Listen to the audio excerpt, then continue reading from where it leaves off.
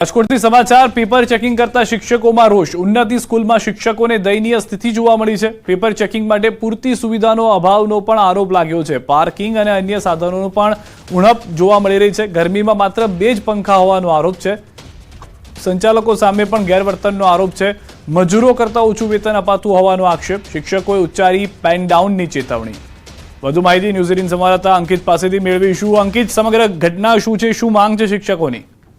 ખાસ કરીને હાલ વાત કરવામાં આવે તો ધોરણ 10 તેમજ ધોરણ 12 જે બોર્ડના જે પરીક્ષાર્થીઓ છે તેમના પેપર ચેકિંગની કામગીરી હાલ અત્યારે રાજકોટ સહિત સમગ્ર ગુજરાતભરમાં થઈ રહી છે। ત્યારે રાજકોટની ઉન્નતિ સ્કૂલ ખાતે પણ પેપર ચેકિંગની કામગીરી છે તે હાલ ચાલી રહી છે। અને જ્યારે પેપર ચેકિંગની કામગીરીમાં શિક્ષકોની જે દયનીય સ્થિતિ છે તે ખાસ કરીને જોવા મળી રહી છે અને તેના જ કારણે શિક્ષકોની અંદર રોષ છે તે જોવા મળી રહ્યો છે। પેપર ચેકિંગની કાર્ય માટે પર્યાપ્ત સુવિધાઓનો અભાવ હોવાનો આક્ષેપ છે તે ખાસ કરીને શિક્ષકો દ્વારા છે તે કરવામાં આવ્યો છે। ગરમીમાં માત્ર 2 પંખા વચ્ચે 40 થી 45 શિક્ષકો માટે અપર્યાપ્ત વ્યવસ્થા હોવાનું પણ હાલ અત્યારે સામે આવ્યું છે। સાથોસાથ સંચાલકોને સ્કૂલ સંચાલન દ્વારા પણ ગેરવર્તણૂક કરવામાં આવતી હોય તે પ્રકારનો આક્ષેપ છે તે ખાસ કરીને પેપર ચેકિંગની કાર્યવાહી કરનારા શિક્ષકોની અંદર જોવા મળી રહ્યો છે। આભાર સમગ્ર માહિતી બદલ અંકિત। તો એક તો પેન ડાઉનની ધમકી ઉચ્ચારવામાં આવી છે અને સૌ સ્પષ્ટ કહેવામાં આવ્યું છે શિક્ષકો તરફથી કે જો અમારી સાથે ન્યાય નહીં થાય તો અમે પેપર ચેક કરવાનું બંધ કરી શકીએ છીએ। વડોદરાની વધુ એક સ્કૂલ વિવાદના ઘેરામાં છે। પોદાર સ્કૂલની મનમાની આવી છે સામે। ફીના નામે ઉગાડી લૂંટના વાલીઓના આક્ષેપ છે।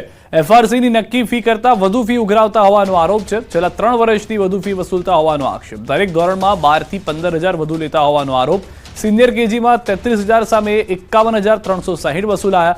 જુનિયર કેજીમાં 33,000 સામે 48,000 રૂપિયા વસૂલાયા। નર્સરીમાં 33,000ની સામે 43,200 રૂપિયા લઈ 10,200 રૂપિયા વધારી દેવાનો આરોપ છે। પાછલા વર્ષની વધુ લીધેલી ફી પરત કરવાનો આદેશ હોવા છતાં ફી પરત કરવામાં આવી નથી। શાળા જિલ્લા શિક્ષણ અધિકારીને એફઆરસીમાં રજૂઆત છતાં કોઈ જવાબ મળ્યો ન હોવાનો વાલીઓ આરોપ લગાવી રહ્યા છે। વાલીઓ તો ત્યાં સુધી કહી રહ્યા છે કે તંત્રને રજૂઆત કરવામાં આવે તો ઉડાવ જવાબ આપે છે અને ફી પ્રમાણે શાળામાં કોઈ સુવિધા ન હોવાનો આરોપ લગાવવામાં આવી રહ્યો છે। પેરેન્ટ્સ એટલા માટે આવે પિકનિક માટે આ છે તે છે, ભાઈ અમે લોકો આટલી બધી એક્ટિવિટીઝ કરાવી છે, ઇટ્સ ઓકે, બધું બરાબર છે, પણ વોટ અબાઉટ ધ મેન્ટેનન્સ? સુવિધાઓ તો આપો। અને તમે આટલી બધી ફીસ, આજે કોઈના 2 છોકરાઓ છે, કોઈના 3, ચાલો મારી એક જ છોકરી છે, કોઈના 2-3 છોકરાઓ છે, કેટલી ફીસ ભરભર કરશે? કેટલા વર્ષથી આ ફીનું ઉઘરાવે? અને એક્ઝેક્ટલી આ ફીસ દર વર્ષ આ લોકો પેલી 10-10% રીતે વધારી દે છે। એ લોકો તો અમારે રૂલ્સ છે, ફેસિલિટીઝ આપીએ છીએ એટલે કરીને પૈસા વધારી લે છે।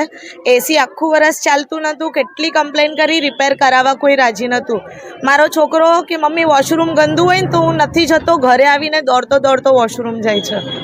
એવરી મંથ ફૂડ સ્ટોલ્સ લગાવે છે, સ્કૂલ કમાતી હોય ગમે ત્યાં નાખતી હોય પૈસા, પણ દર મહિને સ્પોર્ટ્સ એક્ટિવિટી કરાવો, સ્પીકિંગ એક્સપોઝર આપો, બીજું કંઈ કરાવો જેમાંથી છોકરાઓને બેનિફિટ મળતું હોય। અમે હોટલમાં ને બહાર લઈ જઈને છોકરાઓને ખવડાવીએ જ છે। હા, એફઆરસી કમિટીને રજૂઆત કરેલી છે અને ડીઓ કચેરીમાં પણ એક પેરેન્ટે રજૂઆત કરેલી છે, પણ કદાચ રજાઓને કારણે હજુ રિપ્લાય લેટ આવ્યો હશે અને ફી સ્કૂલ વધારે લઈ રહી છે। એફઆરસીના નિયમ કરતાં પણ ફીસ વધારે લેવામાં આવી રહી છે। બીજું ઓલરેડી એફઆરસીના નિયમ પ્રમાણે દર વર્ષે 5% વધારો થવો જોઈએ, એના કરતાં પણ એ લોકો વધારે ફી લઈ રહ્યા છે। ફી ઓલરેડી વધારે લઈ રહ્યા છે, એના કરતાં પણ દર વર્ષે પ્લસ એની ઉપર બીજો વધારો નાખી રહ્યા છે। વડોદરા શહેરમાં ખાનગી શાળા સંચાલકો ડીઓ કચેરીને કે એફઆરસી કમિટીને ગાંઠતા ના હોય ત્યાં પ્રકારનું એક વાતાવરણ જે છે તે ઊભું થયું છે। રોજબરોજ કોઈ ને કોઈ ખાનગી શાળા જે છે તે વિવાદમાં આવતી હોય છે, ત્યારે સમા કેનાલ સ્થિત જે આ પોદાર સ્કૂલ આવેલી છે તે વિવાદમાં આવી છે। વાલીઓ જે છે અહીંયા ભેગા થયા છે, વાલીઓ અહીંયા વિરોધ નોંધાવી રહ્યા છે અને પોતાનો રોષ વ્યક્ત કરી રહ્યા છે। વાલીઓનું કહેવું છે કે શાળા સંચાલકો દર વર્ષે એફઆરસીના નિયમો કરતાં વધારે ફી જે છે તેમાં વધારો કરે છે। ફી વધારો કરે છે તો સાથે સાથે જે સુવિધા બાળકોને આપવી જોઈએ ત્યાં પ્રકારની સુવિધા જે છે તે આપવામાં નથી આવતી। અને જ્યારે વાલીઓ શાળા સંચાલકોને રજૂઆત કરવા જાય છે ત્યારે ઉદ્ધતાઈભર્યું વર્તન જે છે તે વાલીઓ સાથે કરવામાં આવતું હોય છે।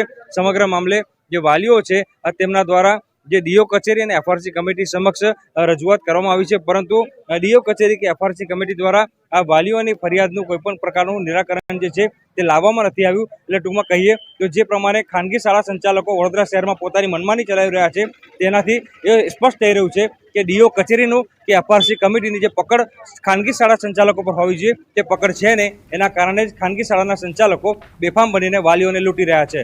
હાર્દિક દીક્ષિત, ન્યૂઝ 18 ગુજરાતી, વડોદરા.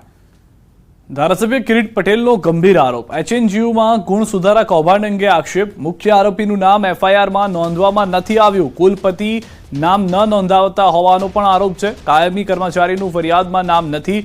વિદ્યાર્થીઓને ખોટી રીતે પાસ કરવામાં આવ્યા હતા. પોલીસ ફરિયાદમાં ક્યાંય કુલપતિ કે અધિકારીઓના નામ નથી. શા માટે કુલપતિ અને કુલસચિવના નામ જોગ ફરિયાદ નહીં આવવા અનેક સવાલો ઉઠાવવામાં આવ્યા છે. મહત્વનું છે કે પાટણ એચએનજીયુમાં 7 વર્ષ બાદ ગુણ સુધારા કૌભાંડ ફરિયાદ દાખલ કરાઈ છે. 7 વર્ષ પહેલા એમબીબીએસના પ્રથમ વર્ષમાં 3 નાપાસ વિદ્યાર્થીઓની ઉત્તરવાહી બદલી પાસ કરાયા હતા, જે કૌભાંડના 7 વર્ષ બાદ નોંધાઈ છે ફરિયાદ. યુનિવર્સિટીએ જ 6 સામે નોંધાવી પોલીસ ફરિયાદ. 4 વિદ્યાર્થી, 2 પરીક્ષા વિભાગના કર્મીઓ સામે એફઆઈઆર. 3 વિદ્યાર્થીઓની ઓરિજિનલ ઉત્તરવાહી બદલી તેની જગ્યાએ અન્ય લખેલી ખોટી ઉત્તરવાહી ઊભી કરી તેમાં ગુણ વધારી અને ખોટું રીઅસેસમેન્ટ રેકોર્ડ ઊભું કરી નાપાસ વિદ્યાર્થીઓને પાસ કરવાનું કૌભાંડ રચ્યું હતું. ત્યારે હાલ તો પોલીસે ફરિયાદ નોંધી આગળની કાર્યવાહી હાથ ધરી છે. પાટણ બી ડિવિઝન પોલીસ સ્ટેશને જઈ અને ફરિયાદ નોંધવામાં આવી, પરંતુ રિપોર્ટની અંદર જેનું નામ છે કુલપતિ જે વોરા એ વખતના, એનું નામ પોલીસ ફરિયાદની અંદર નોંધવામાં આવ્યું નથી. કોઈ કાયમી કર્મચારીનું પણ નામ લખવામાં આવ્યું નથી. માત્ર જે 3 વિદ્યાર્થી હતા અને ગુરજમદાર એનું નામ નોંધવામાં આવ્યું છે. એટલે જ્યારે સરકારે સીઆઈડી ક્રાઇમે રિપોર્ટ આપ્યો હોય, એસીએસ હોમે રિપોર્ટ આપ્યો હોય અને એની અંદર સ્પષ્ટ લખ્યું હોય, નામ સાથે ફરિયાદ નોંધવાનું લખ્યું હોય, અને છતાં પણ મુખ્ય આરોપીનું નામ એફઆઈઆરમાં નોંધવામાં આવતું નથી, એનું કારણ શું? જામનગરથી સમાચાર. લાલપુર હાઈવે પર અકસ્માત. બસ અને બોલેરો કાર વચ્ચે ગમખ્વાર અકસ્માત. બોલેરોના ડ્રાઈવરનું ઘટના સ્થળે મોત. બસમાં સવાર 20 લોકો ઇજાગ્રસ્ત થયા છે. ઇજાગ્રસ્તોને સારવાર માટે ખસેડવામાં આવ્યા હોવાની જાણકારી મળી રહી છે.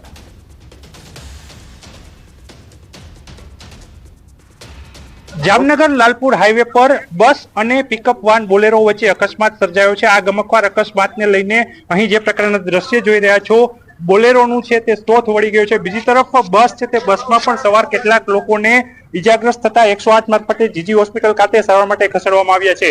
ચંગા કેનાલ પાસે જે અકસ્માત સર્જાયો છે, આ અકસ્માતમાં બોલેરો ચાલકનું ઘટના સ્થળે જ મૃત્યુ નીપજ્યું છે. અહીં જે પ્રકારે દ્રશ્ય જોઈ રહ્યા છો, બસ છે તે આ બોલેરો સાથે બાપા સીતારામની મજૂરી નજીક અથડાઈ હતી, જેને લઈને ગમખ્વાર અકસ્માત સર્જાયો હતો. અહીં ટ્રાફિક જામ પણ સર્જાયો હતો. હાલ પોલીસે અહીં દોડી આવી અને તમામ લોકો ઇજાગ્રસ્તો છે તેમને સારવાર માટે 108 મારફતે ખસેડ્યા છે. તો બીજી તરફ હાલ પંચનામા સહિતની કાર્યવાહી ચાલુ છે. અકસ્માત સર્જાતા જે રસ્તા ઉપર ટ્રાફિક જામ થયો હતો તેને લઈને પોલીસે ટ્રાફિક જામ પણ છે તેને લઈને વાહન વ્યવહારને પૂર્વવત કરાવ્યો છે. કિંજલ કારસરિયા, ન્યૂઝ 18 ગુજરાતી, જામનગર. અમદાવાદથી સમાચાર. ઓઢવમાંથી ચાંદીનો જથ્થો ઝડપાયો છે. કાર રોકી પૂછપરછ કરતા 29 કિલો 740 ગ્રામ ચાંદી મળ્યું છે. હાલ ઓઢવ પોલીસમાં જાણવા જોગ દાખલ કરવામાં આવી છે ફરિયાદ. માણેક ચોકના લઈ જવાના હતા. ચાંદી ઝડપાઈ નહીં માટે ડ્રાઈવરની બાજુની કારમાં સીટ કવરમાં રાખી હતી. જે લોકોની પ્રાથમિક પૂછપરછમાં તે લોકો એવું જણાવ્યું છે કે લોકો માણેક ચોકમાં જ્વેલર્સ છે, જ્વેલર્સમાંથી એ લોકો મધ્યપ્રદેશ ખાતે લઈ જવાના હતા. સ્થળ ઉપર એમની જોડે માગતા એ લોકો બિલ્સ કે કોઈ ડિટેલ્સ બધું રજૂ કરેલ ન હતું, જે બાબતે જાણવાજોગ દાખલ કરેલી છે. જાણવાજોગના કામે આ લોકોએ જે ચાંદી છે એ ચાંદી કોની જોડે લીધી હતી એ વેપારીના ત્યાં આગળ પણ જઈને એ વેપારીએ બિલ આપેલા છે નથી આપેલા, એ લોકોનો ઉદ્દેશ શું હતો, એ તમામ બાબતની તપાસ કરવામાં આવશે અને કંઈક પણ ગુનાહિત જણાય આવશે તો તેમની વિરુદ્ધમાં યોગ્ય કાર્યવાહી કરવામાં આવશે. ખેડામાં વધુ એકવાર રફતારનો કહેર સામે આવ્યો છે. ખેડા તારાપુર રોડ પર ત્રાજ ગામ પાસે હિટ એન્ડ રનની ઘટના બની. શ્વાનને રોટલી ખવડાવવા આવેલા ત્રાજ ગામના સુરેશભાઈ રફતારનો ભોગ બન્યા. બેફામ સ્પોર્ટ્સ બાઇક ચાલકે સુરેશભાઈને ટક્કર મારતા મોત નીપજ્યું. અકસ્માત સર્જી બાઇક ચાલક ફરાર થયો હતો. માતર પોલીસે ઘટના સ્થળે પહોંચી વધુ તપાસ હાથ ધરી. આ જગ્યાએ નિત્યક્રમ મુજબ સુરેશભાઈ રમણભાઈ પટેલ દરરોજ કૂતરોનો રોટલી નાખવા માટે આવતા હતા અને અહીંયા આગળ અજાણ્યો ઈસમ બાઇક ચાલક આવીને ટક્કર મારી દીધી છે અને માતરથી ખેડા લઈ ગયા. તો ખેડા સિવિલ હોસ્પિટલમાં લઈ ગયા તો ત્યાં આગળ એક સુરેશભાઈના મૃત જાહેર કર્યા હોય એવું જાણવા મળેલ છે. સાયકલ હતી જોડે અને જ્યાં બાઇક વાળો છે એ ફૂલ સ્પીડમાં આવીને એમના પાછળથી ટક્કર મારી. જેવી ટક્કર મારી હવે છે ને પેલા ભીતમાં પછડાયું એમનું માથું અને તઈ ને તઈ ઓફ થઈ ગયા. કૌશિક વિરામ માટે આપ જોડાયેલા રહો ગુજરાતની number 1 news channel news 18 Gujarati સાથે.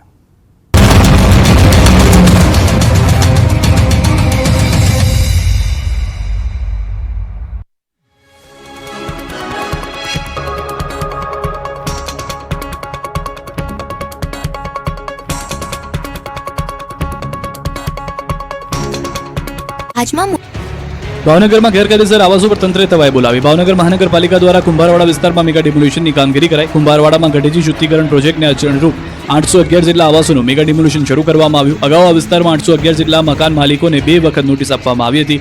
મકાનધારકો નોટિસનો જવાબ ન આપતા તંત્રે આખરે ડિમોલ્યુશન કર્યું. 2 હિટાચી 4 જેસીબી સાથે 100 જેટલા મનપાના કર્મચારીઓ દબાણ હટાવવા પહોંચ્યા હતા. તેઓની સાથે 200 જેટલા પોલીસ સહિતનો મસમોટો કાફલો પણ જોડાયો હતો. બિસ્માર રસ્તાને લઈને ભાવનગરના જિલ્લાના કેટલાક વિસ્તારોમાં લોકો ત્રાહિમામ પોકારી ઉઠ્યા. જિલ્લાના જેસર ગામ સહિત આજુબાજુના વિસ્તારમાં રહેતા લોકોને જાણે કે કાળા પાણીની સજા મળી હોય તેવું અનુભવી રહ્યા છે. કારણ કે ઘણા સમયથી રસ્તાના હાલ બેહાલ છે. છેલ્લા 3 વર્ષથી જેસર અને પાલીતાણા વચ્ચેનો રોડ નહીં બનતા લોકોને મુશ્કેલીનો સામનો કરવો પડી રહ્યો છે. પાલીતાણા જેસર વચ્ચે 22 થી વધુ ગામોને જોડતો આ રોડ છેલ્લા 3 વર્ષથી બિસ્માર થતા લોકોને ભારે હાલાકીનો સામનો કરવાનો વારો આવ્યો છે. સ્થાનિકો દ્વારા તંત્રને અનેકવાર રજૂઆત કરવા છતાં આજ દિન સુધી રોડ નવો નહીં બનતા લોકોમાં રોષ જોવા મળી રહ્યો છે. આ રસ્તા પરથી નીકળો તો મગરની પીઠ પર ચાલતા હોય તેવું લાગે. કારણ કે આ રોડ પર રોડ જેવું કંઈ રહ્યું જ નથી. જ્યાં જુઓ ત્યાં ખાડાઓ અને કાંક જ દેખાય છે. ખાડા ભરેલો રસ્તો જોતા જ આસપાસના વિસ્તારના લોકોને પારાવાર મુશ્કેલીનો સામનો કરવાનો વારો આવ્યો છે. ત્યારે આ વિસ્તારમાં ક્યારે નવો રોડ બનશે અને ક્યારે લોકોને આ બિસ્માર રોડથી મુક્તિ મળશે તેવા સવાલો અહીંના લોકો કરી રહ્યા છે. અમદાવાદની એલજી હોસ્પિટલમાં બપોરે લાઇટ ગુલ થતા અફરાતફરી મચી ગઈ. 10 મિનિટ સુધી લાઇટ ન આવતા લિફ્ટમાં લોકો ફસાઈ ગયા. જોકે લાઇટ ગુલ થવાના મામલે હવે રાજકારણ ગરમાયું છે. વિપક્ષ નેતા શહેજાદ ખાન પઠાણે એલજી હોસ્પિટલની મુલાકાત લીધી. એએમસી વિપક્ષ નેતાએ કહ્યું કે કમિશનર સહિત હોસ્પિટલની બેદરકારીથી આ ઘટના બની છે. એએમસી બાઉન્સર પાછળ 244 કરોડ રૂપિયા ખર્ચ કરે છે, પરંતુ હોસ્પિટલના સુવિધાના નામે મીંડું છે. લાઇટ ગુલ થવા મુદ્દે કાર્યવાહી કરવાની પઠાણે માંગ કરી છે. સાથે તેમણે હોસ્પિટલમાં જઈ ચેકિંગ પણ કર્યું. તો આ મુદ્દે એલજી હોસ્પિટલના મેડિકલ સુપ્રિન્ટેન્ડન્ટે પણ પ્રતિક્રિયા આપી. તેમણે કહ્યું કે ગઈકાલે જનરેટર ચાલુ કરવામાં થોડો સમય લાગતા બપોરના 8 મિનિટ સુધી લાઇટ બંધ રહી હતી. જોકે તેમાં કોઈ જાનહાની થઈ નથી. વિરામ બાદ આપનું સ્વાગત છે. નવસારી શહેરમાં રખડતા ઢોરનો આતંક યથાવત છે. રાત્રે પગપાળા જતી દાંડીવાડના વૃદ્ધાને ગાયે અડફેટે લેતા ગંભીર રીતે ઇજાગ્રસ્ત થયા. વૃદ્ધા પરિજનની ખબર કાઢવા માટે ગયા હતા. ત્યાંથી પરત ફરતી વખતે અચાનક ગાય આવીને વૃદ્ધાને દૂર ફેંકી દીધી. વૃદ્ધાને નવસારીની ખાનગી હોસ્પિટલમાં સારવાર અર્થે ખસેડવામાં આવ્યા. મનપાની રખડતા ઢોર પકડવાની કામગીરી પર સવાલ ઉઠ્યા. મારી માંગ એટલી જ છે કે આપણે જે ઢોર બહાર રખડતા છે તેને પકડવાની મહાનગરપાલિકાને ખાસ નોંધ કે આવી વસ્તુ પાછી બીજે કોઈ સાથે નહીં થાય. વસો પોલીસ મથકમાંથી દારૂની બોટલો ચોરી કરતા પોલીસ કર્મીને સજા ફટકારાઈ છે. ડ્રાઈવરની ફરજ બજાવતા પોલીસ કર્મીએ પોલીસ સ્ટેશનમાંથી પકડાયેલા દારૂની 4135 બોટલોની ચોરી કરી હતી. ટુકડે ટુકડે દારૂની બોટલોની ચોરી કરી બુટલેગર કુલ 16,54,000 રૂપિયાનો દારૂ વેચ્યો હોવાનો ખુલાસો થયો છે. ત્યારે કોર્ટે આરોપી શબ્બીર ખાનને 2 વર્ષની સખત કેદની સજા અને 1 લાખનો દંડ ભરવાની સજા ફટકારી હતી. સુરતથી મહત્વના સમાચાર. ઓલપાડ તાલુકામાં જંગલી ડુક્કરનો ત્રાસ. ઓલપાડના સોંદલા ખારા ગામે ખેડૂત પર ડુક્કરનો હુમલો. પશુ ચરાવવા ગયેલા ખેડૂત પર ડુક્કરે હુમલો કર્યો છે. ડુક્કરે યુવક પર શરીરે બચકા ભરતા શરીરે ઈજા થતા હોસ્પિટલ ખાતે સારવાર અર્થે ખસેડાયા છે.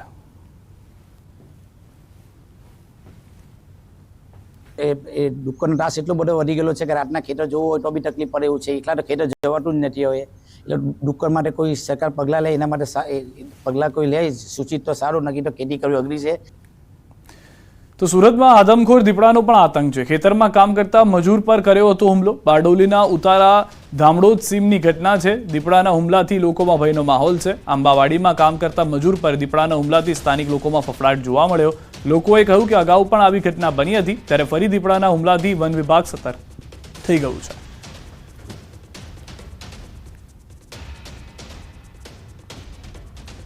સુરતમાં રખડતા ઢોરનો આતંક. ઓલપાડના કીમ ગામમાં જામ્યું છે આંખલા યુદ્ધ. આંખલા યુદ્ધથી સ્થાનિક લોકોમાં ફફડાટ છે. રાત્રિ દરમિયાન આંખલા યુદ્ધ જામતા બૂમાબૂમ અને નાસભાગ મચી જાય છે. કીમ ગામના મુખ્ય માર્ગ રહેણાંક વિસ્તારમાં આંખલા યુદ્ધથી લોકોના શ્વાસ અદ્ધર છે. આંખલા યુદ્ધ જોતા રાહદારીઓ, વાહન ચાલકો થંભી ગયા હતા. થોડા સમય માટે દુકાનો બંધ કરી દેવી પડી હતી. લોકટોળાઓએ આંખલાઓએ લાકડાઓના સપાતા મારી અને છૂટા પાડી દીધા હતા, રહેણાંક વિસ્તારથી દૂર ભગાડ્યા હતા. ત્યારે લોકોએ કહ્યું કે કીમ ગામમાં અવારનવાર જોવા મળે છે આંખલા યુદ્ધ. રખડતા ઢોર, ડુક્કર, શ્વાન, આંખલાઓનો ત્રાસ વધતો જાય છે.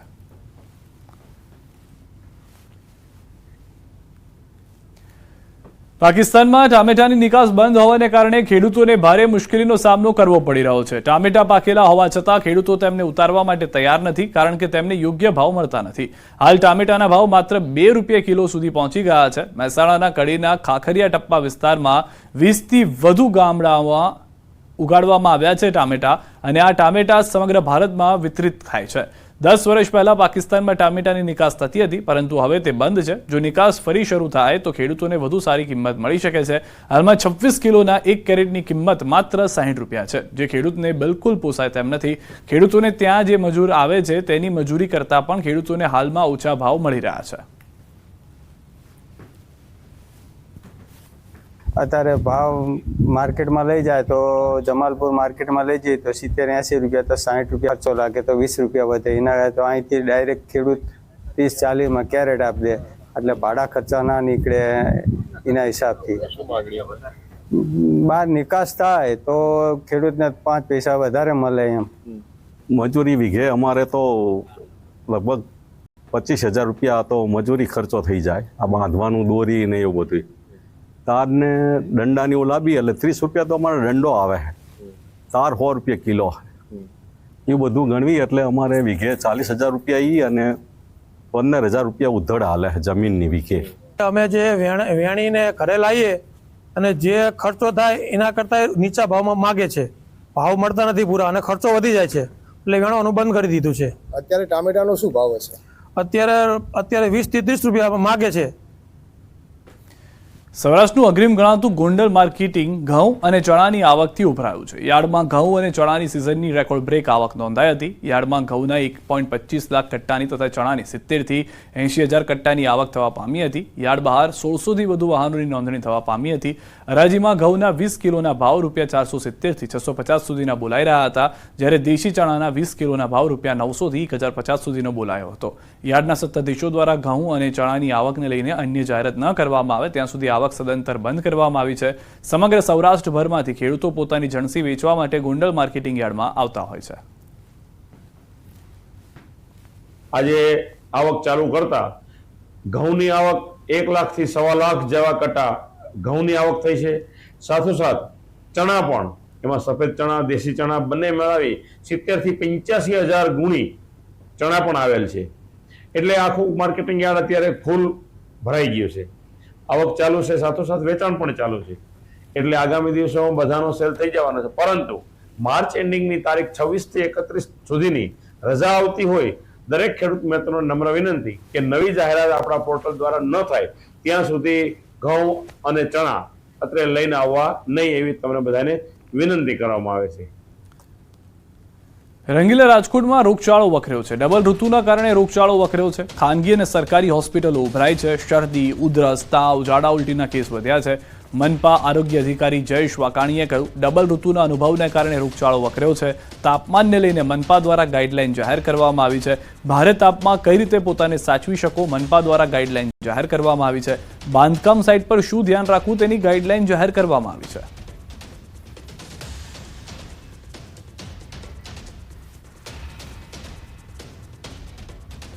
કલાકારોના સન્માન વિવાદ પર બોલ્યા શંકર ચૌધરી. કલાકારોને અન્યાય મુદ્દે ગૃહમાં અધ્યક્ષનો જવાબ. પિક્ચરના કલાકારોને બોલાવવાના બાકી. પિક્ચરના કલાકારોમાં તેમને પણ બોલાવીશું. અમિત ચાવડાએ ગૃહમાં ઉઠાવ્યો હતો મુદ્દો. અમિત ચાવડાને અટકાવી અધ્યક્ષે જવાબ આપ્યો.